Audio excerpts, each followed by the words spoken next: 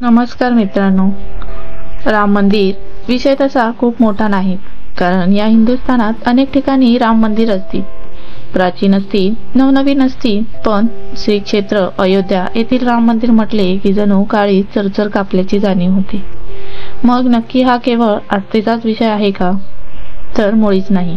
कारण विषय जर फक्त आस्थेचा असेल तर या राष्ट्रातील कोणत्याही भूमीवर शेकडो एकरात भव्य मंदिर केव्हाच बांधले गेले असते, केली असती तेथे पूजा अर्चा. मग अयोध्याच का? अयोध्यामध्ये प्रभू रामचंद्रांचा जन्म झाला, किंबहुना त्यांच्या पुढील पिढ्याही येथे वाढल्या. अशा या पवित्र भूमीत त्यांचे भव्य मंदिर असावे, कदाचित ही समस्त हिंदुजनांची आस्था होऊ शकते. पण हा विषय खरोखर केवळ आस्थेपुरता मर्यादित आहे का? आणि तो ठेवला का? तर मी म्हणेन नाही. हा विषय केवळ आस्थेपुरता मर्यादित होऊच शकत नाही. भगवान सर्वत्र आहेत ही हिंदूंची धारणा आहे, पण अयोध्येसाठीच अट्टहास का? कशासाठी? आज यावर प्रकाश टाकण्याचा प्रयत्न करणार आहे. आज हिंदू राम मंदिराचा विचार करत असेल तर तो बाबरी जहांजाचे पतन अर्थात 1992 पासून. पण हा संघर्ष केवळ 1992 पासूनचाच होता का? तर नाही. शेकडो वर्षांचा हा लढा, लाखो रामभक्तांचे बलिदान, त्यातून साकार होत असलेले हे शिल्प किती रक्तरंजित खुणांवर पाऊल ठेवत आले आहे याचा केलेला हा लेखोखोजा. हा लेख या हिंदूकडे अधिक निर्देश करील ज्यांना इतिहासाचे स्मरण नसेल. मग हे राम मंदिर कशासाठी असाही प्रश्न पडेल. अस्मृत झालेल्या हिंदूंची केवळ आस्थाच नव्हे तर स्वाभिमानही जागा व्हावा आणि अजूनही काही आव्हाने पूर्णत्वास नेण्यास हा निद्रिस्त समाज उत्थान करून सज्ज व्हावा, यासाठी पुन्हा पेटवलेले हे यज्ञकुंड. या यज्ञकुंडात आजवर किती समिधा वाहिल्या गेल्या त्याची ही यशोगाथा. धार्मिक मान्यतेनुसार हिंदूंचे आराध्य दैवत प्रभू रामचंद्र यांचे पुत्र कुश यांनी शरयू नदीच्या तटावर भव्य अशा राम मंदिराचे निर्माण केले. अनेक वर्ष नव्हे तर अनेक शतके हिंदूंचे ते श्रद्धास्थान ठरले. अयोध्या, मथुरा माया, काशिकांची अवंतिका, पुरी द्वारिकावती, चैव सप्तैता मोक्षदायिका. अशा प्रकारे हिंदूंच्या 7 आस्था केंद्रातील प्रथम श्रद्धास्थान ती हीच अयोध्या नगरी. अयोध्येतील प्रभू श्रीराम मंदिर उद्ध्वस्त करण्यासाठी बाबर हा एकमेव इस्लामी आक्रांता आला असेच नव्हे, तर त्या अगोदरही या मंदिरावर अनेक कट्टर इस्लामवाद्यांची वक्रदृष्टी होती. त्यात प्रथम प्रयत्न केला तो 1940 साली महमूद शाहने, परंतु त्याला त्यात काही यश मिळाले नाही. राजा सुहेलदेवने वाटेतच त्याचा खात्मा केला आणि मंदिर रक्षणाची जबाबदारी पार पडली. त्यानंतर राम जन्मभूमी रक्षणासाठी कालानुक्रमे सुमारे 76 वेळा महायुद्ध आले. लाखो लोकांनी, संत महंत आणि शेकडो सम्राटांनी आपल्या प्राणाचे बलिदान दिले. आज हा ज्वलंत इतिहास मांडण्याचा केलेला प्रयत्न. कालखंड होता 1926 चा. इस्लामी रियासत स्थापन करण्याची मनशा घेऊन उझबेकिस्तानमधून सुमारे 5.5 लाख सैन्य घेऊन जहरुद्दीन मोहम्मद बाबर हिंदुस्थानच्या भूमीवर उतरला. बाबर म्हणजे इस्लामवादाचा कट्टर पुरस्कर्ता. वाटेत अनन्य अत्याचार करत तो मेवाडला येऊन पोहोचला. मेवाडचे साम्राज्य म्हणजे हिंदुस्थानचे जणू सरताज. धर्माच्या बाबतीत तितकेच कट्टर. तत्कालीन काळात मेवाडचे महाराजा होते राणा संग्रामसिंह अर्थात राणा सांग. बाबरचा पहिला यशस्वी मुकाबला केला तर तो याच राणाने सांगणे. तब्बल 3 वेळा राणा सांगकडून बाबरला धूळ खावी लागली. अपमानित होऊन बाबर औदुंबर म्हणजे अयोध्याच्या दिशेने पळत सुटला. मनात सुडाची भावना होतीच, ती शमविणे त्याला गरजेचे वाटू लागले होते. बाबरच्या सैन्याचे मनोधैर्य खचले होते. एखादा विजय हवा म्हणून त्याने याच प्रभू श्रीरामांच्या अयोध्यावर आक्रमण केले. बाबर अयोध्यावर चाल करून तेथील तत्कालीन व्यवस्था नष्ट करून अयोध्येच्या गादीवर बसला. सुडाची आग मात्र धगधगत होती. त्याच काळात अयोध्या भूमी शामानंद महाराजांच्या अधीन होती. शामानंद महाराज म्हणजे प्रख्यात आध्यात्मिक वारसा असलेले महागुरु. त्यांनी ख्याती ऐकून फकीर ख्वाजा कजल अब्बास मुसा हा त्यांचा शिष्य बनला. कालांतराने त्याची ही कीर्ती होऊ लागली. काही वर्षात जलाल शाह नावाचा कट्टर इस्लामवादीही श्यामानंद महाराजांचे शिष्य बनले. हे दोघे जरी वरवर शिष्य असले तरी येथील राम मंदिर मात्र नेहमी त्यांच्या डोळ्यात चलत होते. काही दिवस असेच गेले. या दोघांनी संगनमत करून मक्काप्रमाणे इथे भव्य इस्लामी केंद्रबिंदू व्हावे असा चंगचान बांधला. त्यातील योजनांचा काही भाग म्हणून राम मंदिराच्या आजूबाजूच्या जमिनीत त्यांनी मृत मुसलमान लोकांचे दफन करण्यास सुरुवात केली. अल्पावधीत या भूमीचे एका कब्रस्तानमध्ये रूपांतर झाले. प्रकरण एवढ्यावरच थांबले नाही तर दोघांनी मिळून बाबरची भेट घेतली आणि येथील मंदिर पाडून मस्जिद उभारण्याची इच्छा व्यक्त केली. बाबर आधीच सूड भावनेने पेटला होताच. त्यात अजून भर पडली. हा बदला घेण्यासाठी आणि हिंदूंची आस्था नेस्तनाबूत करण्यासाठी त्याने आपला मोर्चा राम मंदिराकडे वळवला. आपल्या शिष्यांचे हे कारस्थान पाहून श्यामानंद महाराज व्यथित झाले. मूर्तीचे पावित्र्य राखले गेले पाहिजे असा विचार करून मध्यरात्रीच त्यांनी या काळ्या पाषाणतील सुबक मूर्ती शरयू नदीत विसर्जित केल्या आणि ते अज्ञातवासात निघून गेले. मंदिराच्या रक्षणासाठी 5-6 शिष्य द्वारावर ठेवले. जलाल खान हे या सर्व पुजाऱ्यांची हत्या केली आणि मंदिर उद्ध्वस्त करण्याचा मार्ग मोकळा केला. हे ठरले राम मंदिर रक्षणाचे पहिले बळी.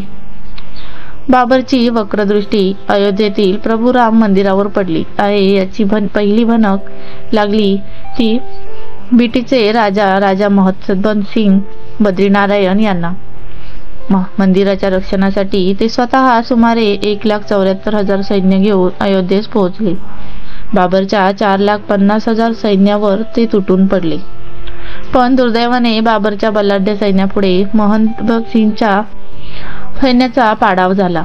तब्बल 70 दिवस चाललेल्या या युद्धात त्यांच्या सकट सर्व सैन्य कापले गेले. राम मंदिर रक्षणासाठी ठरलेले हे दुसरे बलिदान होय. बाबर किती क्रूर कर्मा होता तर पुढील घटनेवरून लक्षात येईल.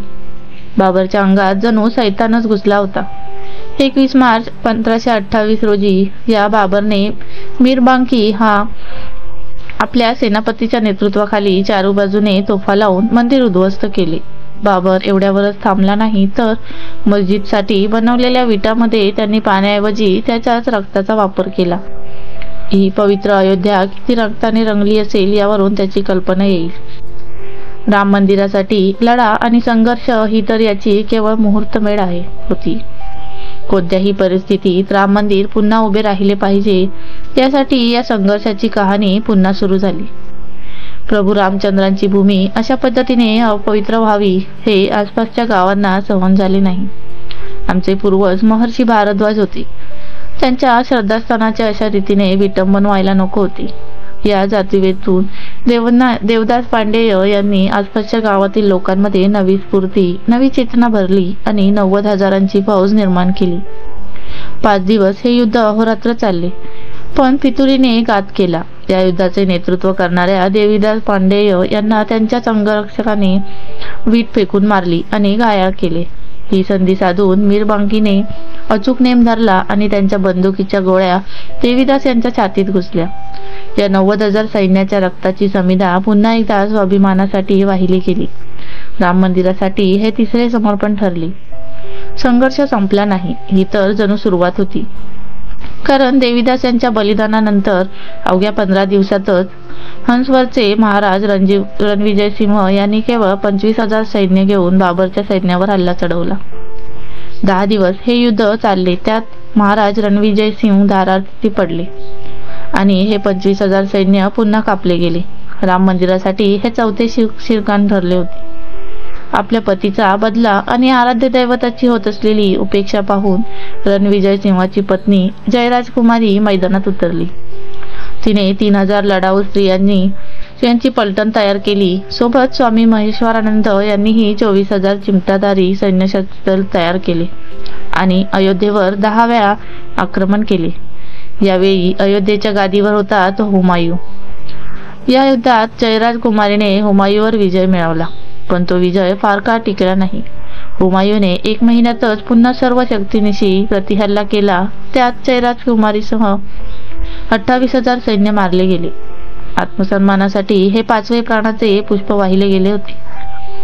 हा संघर्ष काही काळ स्थिर राहिला, पण बदल्याची भावना शांत झाली नव्हती.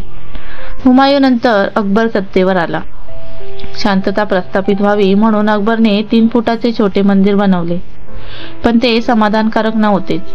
कारण हे मुस्लिम वेळोवेळी जन्मभूमीची जागा अपवित्र करू लागले. या जाणिवेतून स्वामी बलरामचारी यांनी पुन्हा लढा देण्याचे ठरवले.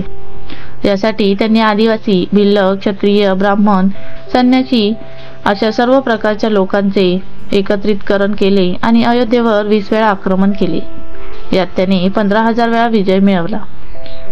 शेवटी त्यांनाही या मंदिरासाठी आपले बलिदान द्यावे लागले. बलिदानाचे हे 6वे सत्र होते.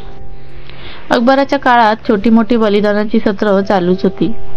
त्यानंतर शहाजहान सत्तेवर आला. याही काळात छोटे मोठे चुप्पे हल्ले होतच राहिले, पण योग्य नेतृत्व करणारे कोणी लाभले नाही. म्हणून हे 2 कालखंड पुन्हा नोंदी घ्यावी असे ठरले नाहीत. हा कालखंड साधारणपणे 1530 ते 1556 पर्यंतचा होता. तरीही या काळात 10 वेळा या राम मंदिरासाठी युद्ध झाल्याची नोंद आहे. ही 7व्या बलिदानाची यशोगाथा होती. आपल्या सर्व जवळच्या नातलगांची हत्या करून 1658च्या आसपास औरंगजेब सत्तेवर आला. इस्लामचा खंदा पुरस्कर्ता आणि एक क्रूर कर्मा शासक अशीच त्याची ख्याती होती. गादीवर येताच त्याने अयोध्येतील सर्व मंदिरे उद्ध्वस्त करण्याचे आदेश दिले आणि क्षणात त्याची अंमलबजावणीही झाली. समर्थ गुरु रामदास स्वामी यांचे शिष्य वैष्णवदास यांच्या मात्र ते चांगल्याच जिव्हारी लागले. त्यांच्या नेतृत्वाखाली चिमटाधारी संन्यासाची फौज उभी राहिली. त्याने सुमारे 30 वेळा राम मंदिरासाठी औरंगजेब सारख्या बलाढ्य शत्रूवर आक्रमण केले, पण एवढ्या बलाढ्य शक्तीपुढे यांचा निभाव लागणे शक्य नव्हते. या युद्धात सरदार गजराज सिंह, राजेपूरचे महाराजा कुंवर गोपाल सिंह, सिसिनानचे ठाकूर जगदंबा सिंह सगळे मारले गेले. याचवेळी या भागातील अनेक आदिवासी राजपूत जमातीतील समाजाने शपथ घेतली, जोपर्यंत राम मंदिर निर्माण होणार नाही तोपर्यंत पायात पादरत्तान आणि डोक्यावर पगडी घालणार नाही. आजही फैजापूर, जौनपूर आणि आजूबाजूच्या जिल्ह्यातील काही जमाती ते तत्व पाळत आहेत. अशा प्रकारे 8व्यांदा सामूहिक प्राणाची आहुती देण्यात आली. सन 1960च्या काळात औरंगजेबच्या सत्तेला आव्हान दिलेले पाहून त्याने जाबांज खान याच्या नेतृत्वाखाली हजारो सैन्य अयोध्येवर आक्रमणासाठी पाठवले. मग हेलावून टाकणारा तो प्रसंग. लहान मुले, स्त्रिया, वृद्ध कशाचीही मुलाहिजा केली गेली नाही. यावेळी पुन्हा धावून आले ते बाबा वैष्णवदास महाराज. अल्प काळात त्याने साधू संन्यासाची फौज उभी केली. हा संग्राम उर्वशी कूड या ठिकाणी झाला, पण बाबा वैष्णवदासला यश आले नाही आणि सर्व भगवाधारी प्रभू रामसमासाठी हुतात्मे झाले. हे 9वे रक्तसिंचन होते. सूड घेण्याची भावना अधिकच तीव्र होत होती. यातूनच 1763 साली अमेठीचे राजा गुरुदत्त सिंह आणि पिपरपूरचे राजे कुमारसिंह यांनी पुन्हा संन्यासी आणि आजूबाजूच्या खेड्यातील सामान्य जनता यांना सोबत घेऊन 5 वेळा अयोध्येवर चाल केली. 5व्या वेळी मात्र त्यांनी निर्णायक विजय मिळवला आणि विवादित जागी पुन्हा श्रीरामाच्या मूर्तीची स्थापना केली. 1764च्या सुमारास औरंगजेबने पुन्हा अयोध्येवर हल्ला चढवला. यात 10,000 हिंदूंची हत्या झाली. अयोध्या भूमी रक्ताने लाल झाली. याच राम मंदिर जवळ कंदर्पकूप नावाची एक विहीर होती. औरंगजेबने ही सर्व प्रेत या विहिरीत टाकून बाजूने मोठी भिंत बांधली आणि त्यास नाव दिले गजशहिदा. एवढे होऊनही हिंदू शमला नाही. प्राणाची पर्वा न करता तेथेच रामनवमी साजरी करण्यास सुरुवात केली. 1680 साली शिखांचे 10वे गुरु गोविंद सिंह आणि बाबा वैष्णवदास यांनी श्रीराम जन्मभूमीवर पुन्हा अधिकार मिळवण्यासाठी नव्याने सैन्य निर्माण केले आणि अयोध्येवर हल्ला चढविला. अयोध्येवर विजयही प्राप्त केला, पण मंदिर निर्माण करण्याआधीच त्यांना पुन्हा पराभव स्वीकारावा लागला. पुढील काही काळातच ब्रिटिश सरकार सत्तेवर आले आणि हिंदुस्थानवर एक हाती हुकूमत सुरू झाली. याही काळात राम मंदिरासाठी संघर्ष झाला नाही असे नाही, पण तो थोपवण्यात ब्रिटिश सरकारला यश आले असे म्हणता येईल.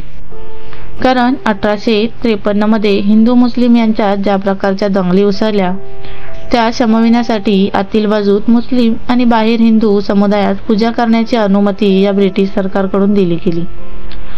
पुढे 25 मे 1885 साली रघुवीर दास यांनी राम जन्मभूमी अधिकारासाठी ब्रिटिश कोर्टात अपील दाखल केलं, पण त्यांच्या प्रयत्नास फारसे यश आले नाही, कारण परिस्थिती जैसे तैसे राहिली. 1934 साली पुन्हा हिंदू मुसलमान दंगे झाले. यावेळी हिंदू समाज इतका आक्रमक झाला की 4 दिवसात त्यांनी बाबरी मस्जिद आपल्या ताब्यात घेतली आणि तेथे श्रीरामाची मूर्ती स्थापन केली. तेव्हापासून या मस्जिदीत कधीही मुस्लिम नमाजसाठी फिरकले नाहीत. 1947 साली हिंदुस्थान स्वतंत्र झाला. त्याचबरोबर धर्माच्या आधारावर देशाची फाळणी सुद्धा झाली. कट्टर इस्लामवादाचा पुरस्कर्ता जिना यांच्या प्रयत्नांतून स्वतंत्र इस्लामी राष्ट्र पाकिस्तान उदयास आले. राहिला तो हिंदूंचा हिंदुस्थान.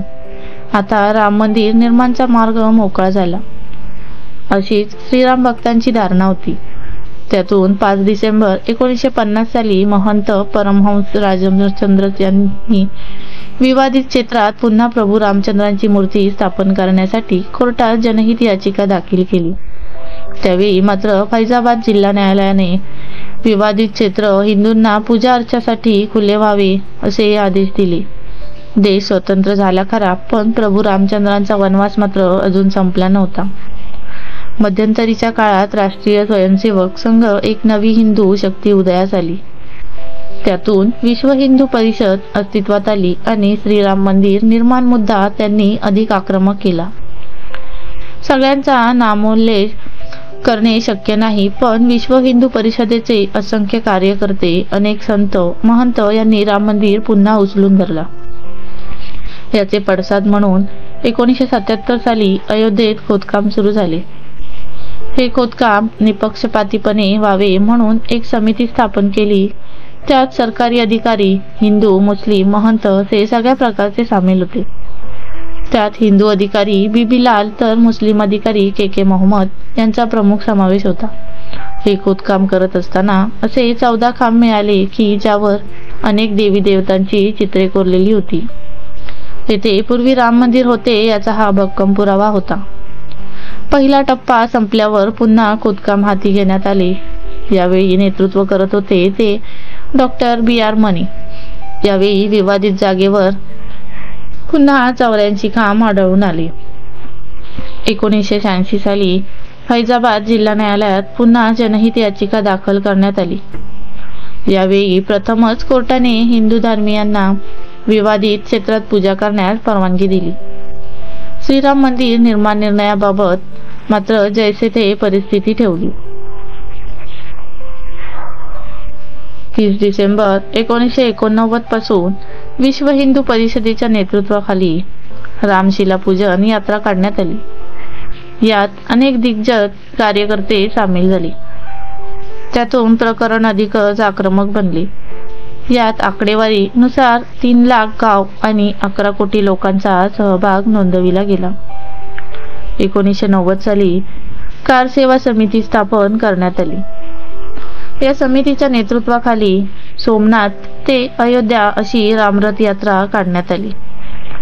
या रथयात्रेत देशभरातून सुमारे 8 लाख कारसेवक सहभागी झाले होते. अयोध्येला पोहोचण्यापूर्वीच अनेक प्रमुख नेत्यांना अटक करण्यात आली.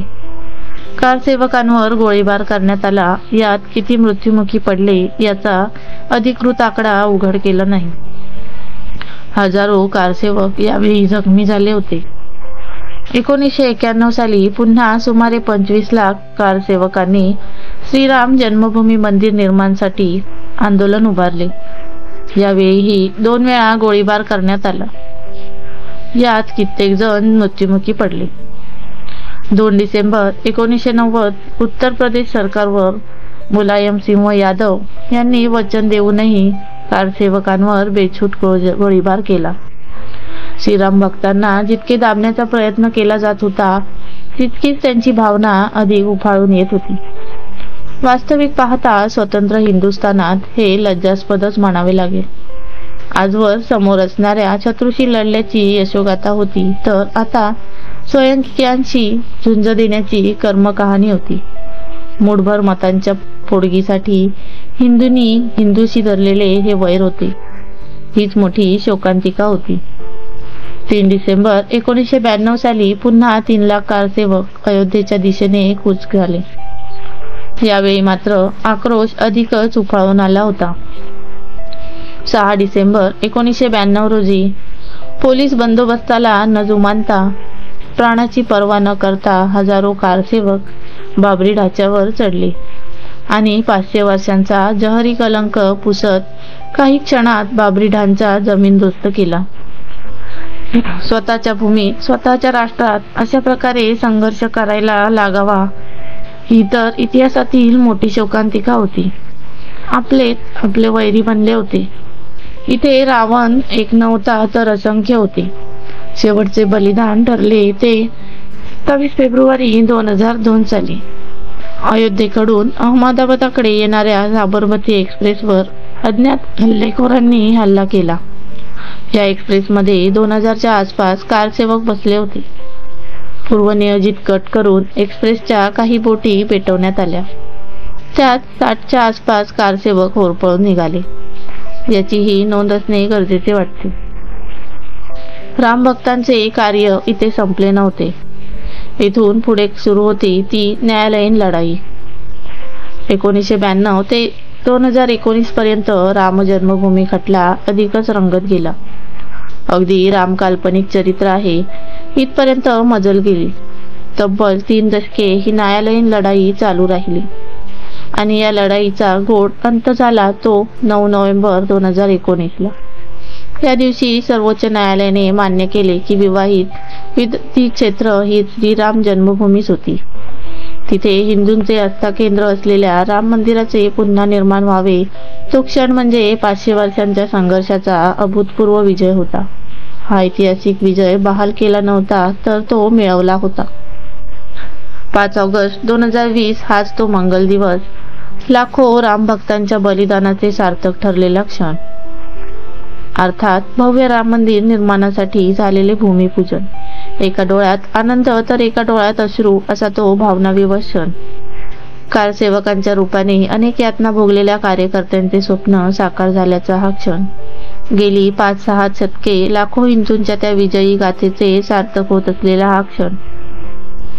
शेकडो वर्षाच्या बलिदानाच्या पायावर दिमाखात उभे राहिलेले हे मंदिर केवळ श्रीराम मंदिर नाही तर ते या देशाचे राष्ट्र मंदिरही आहे. केवळ आस्थाच नव्हे तर येथील घुमणारा घंटानादही त्याग आणि समर्पणाचा इतिहास सांगेल. 22 जानेवारी 2024 सोमवार पौष शुद्ध द्वादशी शके 1945 रोजी या अयोध्येतील श्रीराम जन्मभूमीच्या मंदिराची प्राणप्रतिष्ठा होत आहे आणि आपण सारे या मंगल प्रसंगाचे साक्षीदार होत आहोत. इतिहास साक्षीदार आहे. रणांगणाचा यज्ञकुंड करून प्राणाची आहुती देण्याचा जीवघेणा खेळ वर्षानुवर्षे खेळला जातोय तो याच भूमीत. कशासाठी ही प्राण देण्याची स्पर्धा? तर स्वतःसाठी नव्हे तर स्वतःसाठी.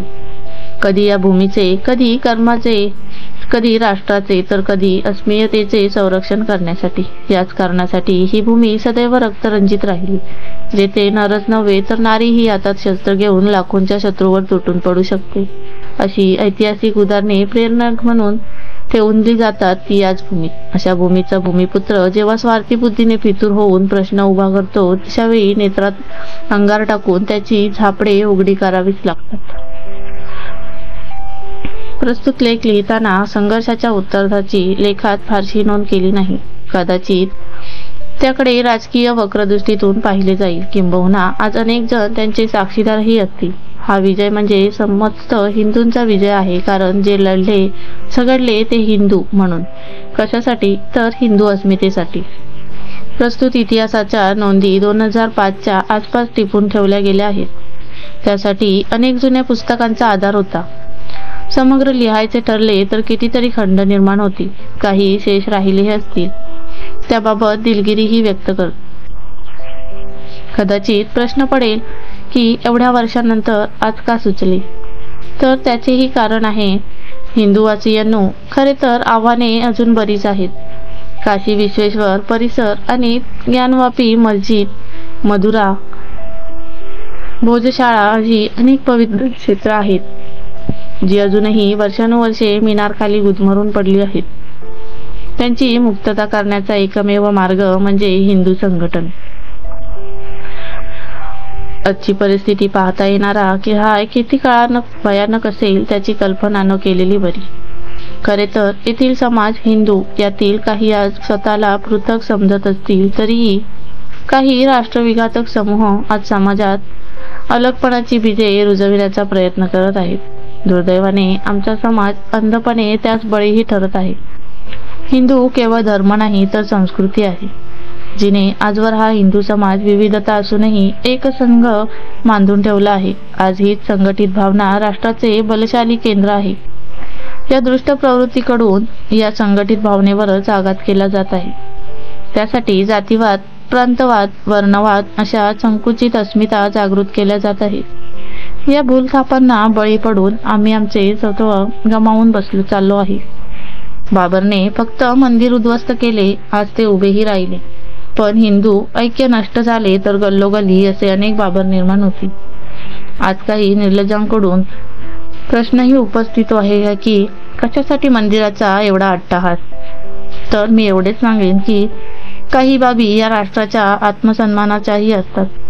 विरोधासाठी विरोध करून आपली राजकीय पोळी भाजणारे करंटे येथे काही कमी नाहीत. यांना हिंदू म्हणावे की हिंदूंना लागलेला कलंक म्हणावे तेच समजत नाही. राम मंदिर निर्माण हा केवळ आस्थेचा विजय नाही तर एक अभूतपूर्व संघर्षाचा विजय आहे. धार्मिक हिंदुस्थानचे धार्मिक अधिष्ठान, परंपरा, संस्कृती आणि लाखो बलिदानाची ती यशोगाथा आहे. 500 वर्ष रक्ताने लाल झालेली ही शरयू नदी आज खऱ्या अर्थाने आनंदाश्रू वाहत असे. आजवरच्या या रक्तरंजित इतिहासाची ती साक्षीदार होती. सांस्कृतिक राष्ट्र म्हणून जशी या हिंदुस्थानची ओळख आहे तशीच ही योद्ध्यांची ही भूमी आहे, याचा विसर न पडावा. केवळ पराक्रमच नव्हे तर वेळ प्रसंगी त्याग आणि बलिदान देण्यासही येथील समाज मागे पुढे पाहत नाही. हेच या भूमीचे सत्व आणि तत्व आहे. यातूनच ही राम मंदिराची आकांक्षा. तरीही एक प्रश्न पडतोच, राजकीय उल्लेख नकोच पण ओघाने येतोच. आज या देशात अनेक हिंदुत्ववादी विचारधारा घेऊन दिवसरात्र झटणारे झिजणारे कार्यकर्ते आहेत. कोणी त्यांना ठराविक राजकीय पक्षाचे चेले म्हणत असतील, पण विचार केला तर राजकीय स्वामी करणे वाढीस लागली ती आत्ता. या 5-6 दशकात पण आत्मउन्नतीची आणि स्वाभिमानाची ज्योत अखंड ठेवत आहे ती गेल्या 1000 वर्षांपासून. ज्याला तुम्ही काही जण म्हणत असाल, ज्या काही जणांच्या त्यागाने परिश्रमातून हे राष्ट्र आजही तितक्या जोमाने उभे आहे. लक्षात ठेवा, कळत न कळत कोणीतरी तुमच्याही वाड्याची लढाई लढत असतील. त्यांना साथ देणे हेही धर्म कर्तव्यच, केवळ हिंदू म्हणून. आणि म्हणूनच हे राष्ट्र सुरक्षित आहे. विपरीत परिस्थितीशी मुकाबला करून हा राष्ट्र सन्मान पुन्हा मिळवणे हा तर येथील दिव्य वारसा. अगदी मौर्य काळ, विक्रमादित्य काळ, त्यानंतर छत्रपती शिवाजी महाराजांच्या हिंदवी स्वराज्याचा काळ याची साक्ष देईल. आम्हाला सहजच काही गोष्टी प्राप्त होतच नाही. लढा आणि संघर्ष जणू या मातीचा गुणधर्म बनला आहे. पण मुळात शत्रूचे हे इस्पित का साध्य होते? तर षंड आणि गद्दार रक्त येते आजही नवनवीन चेहरे घेऊन उदयास येते. ही सुद्धा या भूमीची शोकांतिका. असो, भविष्यात अनेक आव्हाने पेलायची आहेत. जेव्हा आत्मविस्मृती होईल तेव्हा पूर्वजांचे पराक्रम, त्याग, बलिदान आठवावे. तोच भूतकाळ पुन्हा नवसंजीवनी निर्माण करून नव्या आव्हानांसाठी सज्ज राहण्यास प्रेरणा देईल. लक्षात ठेवा, राष्ट्र उद्धारासाठी हिंदू ऐक्याशिवाय पर्याय नाही. पिढ्यानपिढ्याच्या संघर्षातून झाला महाविजय साकार. गुढी उभारा दिग्विजयाची, श्रीरामाचा जय जयकार. सियावर रामचंद्र की जय. जय श्रीराम. मित्रांनो, कथा कशी वाटली कमेंट बॉक्समध्ये नक्की कळवा. आणि अशाच नवीन नवीन कथांसाठी आपल्या हृदयस्पर्शी कथा चॅनलला सबस्क्राईब करून बेल आयकॉनचे बटन ऑलवर सेट करा, जेणेकरून नवीन व्हिडिओचे नोटिफिकेशन तुमच्यापर्यंत सर्वात पहिले पोहोचेल. धन्यवाद.